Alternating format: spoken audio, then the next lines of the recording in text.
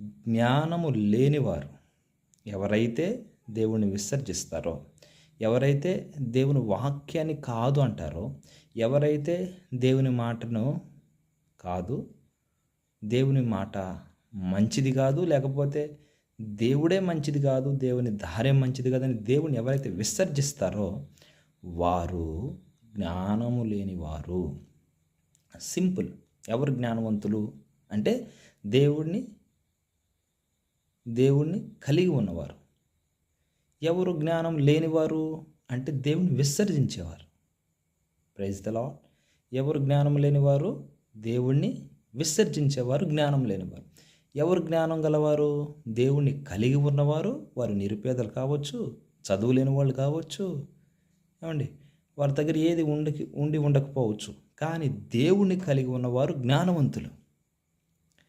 దేవుణ్ణి విసర్జించేవాడు ఎంత ధనవంతుడైనా, ఎంత సంపన్నుడైనా, ఎంత అధికారి అయినా, ఎంత చదువుకున్న వ్యక్తి అయినా కూడా అతను దేవుణ్ణి విసర్జించినట్లయితే అతను జ్ఞానవంతుడు కాదు.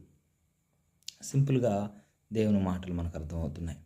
దేవుని మాటలు మనం లోతుగా చూస్తే గనక చక్కటి వివరణ చెబుతూ ఉంది ఎవరు జ్ఞానవంతులు. నిజంగా ఈ లోకంలో ఎవరండి జ్ఞానవంతులు? లోకాన్ని ప్రేమించేవాళ్ళ, లోకాశల కోసం పరిగెత్తేవాళ్ళ, ధ్యేయంగా ధనం కోసమే జీవితం అన్నట్టు సమస్తాన్ని జీవితం అంతా కూడా డబ్బు కోసం పరిగెత్తి డబ్బును సంపాదించేవాళ్ళ జ్ఞానవంతులు. కానీ కాదనిపిస్తుంది బైబిల్ గ్రంథం ప్రకారంగా కాదు, కొంచెం మనిషి నిదానించి ఆలోచిస్తే కనుక నిజంగా ధనం అంట పరిగెత్తేవాడు నిజంగా జ్ఞానవంతుడు కాదు. ఎందుకు జ్ఞానవంతుడు కాదంటున్నానంటే, అలాగని ధనాన్ని సంపాదించుకోవద్దని కాదు దీని అర్థం.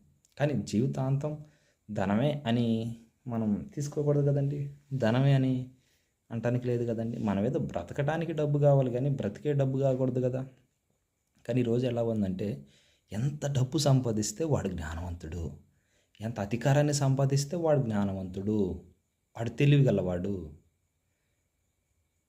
ఏమి లేనివాడేమో తెలివి లేనివాడు దరిద్రుడు అనే విధంగా లోకం కొలిచిద్ది, కొలమానం అలా ఉండిద్ది. కానీ బైబిల్ గ్రంథం ఏం చెబుతుందంటే, దేవుని కలిగి ఉన్నవాడు వాడు పేదవాడైనా కూడా వాడు జ్ఞానవంతుడు. నిజమే కదా. ఈ లోక సంబంధమైన విషయాల కోసమే జీవితాంతం ఖర్చు పెట్టి ఈ లోకం